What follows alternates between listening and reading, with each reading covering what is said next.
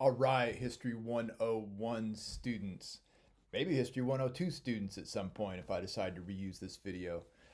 Let's save a little time in class, and I want to talk about how to study history. And the document that I'm going to kind of walk you through is located on the modules page. So click on here to modules. There you go. And drop down to the bottom to this part called Gen Ed Conversations.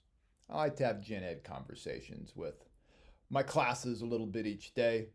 And then you just click on this one, How to Study History. Now, the cool thing to me about how to study history is the origins of it from Father Bede Lackner. And Dr. Lackner is oh my God, he must be 100 years old by now. A Cistercian monk. And when I was in grad school, my first year in grad school, I had courses from a monk. He actually lived in the monastery. He was given the car so he could drive to the college and teach his classes. And I had these preconceived notions about what it was going to be like to take history courses from a monk. I thought that I was going to, hear a lot about religion. And I did hear a lot about religion. But this dude knew a lot about religion. And he knew the differences between belief and church history. And oh my gosh, did this guy understand church history? And he read Latin, and he read ancient Greek, and he read Turkish and Arabic. He was a medieval scholar focused on church history. And he gave me, I'm going to show you guys something here. He gave me this really cool, so it is a Christian monk who gave me this really cool Islamic prayer rug as a graduation present. He was in Turkey and he thought that there's a story behind it, but he thought it, was cool. So he just ruined everything I really thought that a monk was going to be like, and it was one of the coolest classes. So anyway, I'm still just kind of using his system because his system is that good. And let me just walk you through a little bit about it, and we'll try to be quick here. Number one, Dr. Lackner says, plan a schedule. That's easy enough. 2 or 3 hour study periods through each week at regular times when you'll be alert. I'm a morning person. I like to get stuff done early.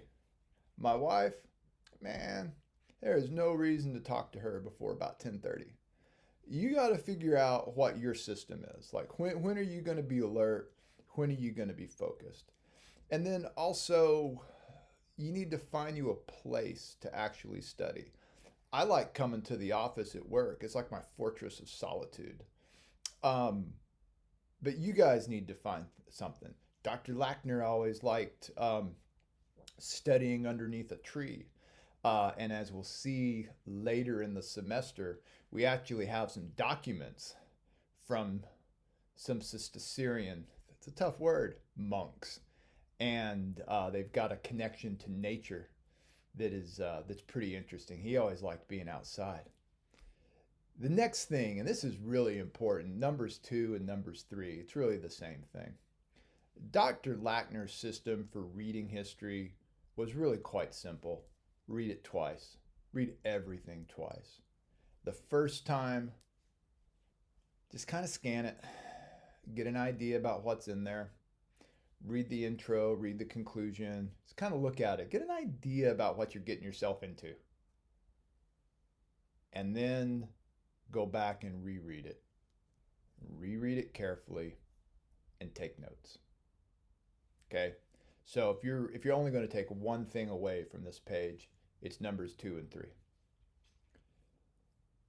Then he talks about making a succinct outline of about 1 page for each assignment or chapter.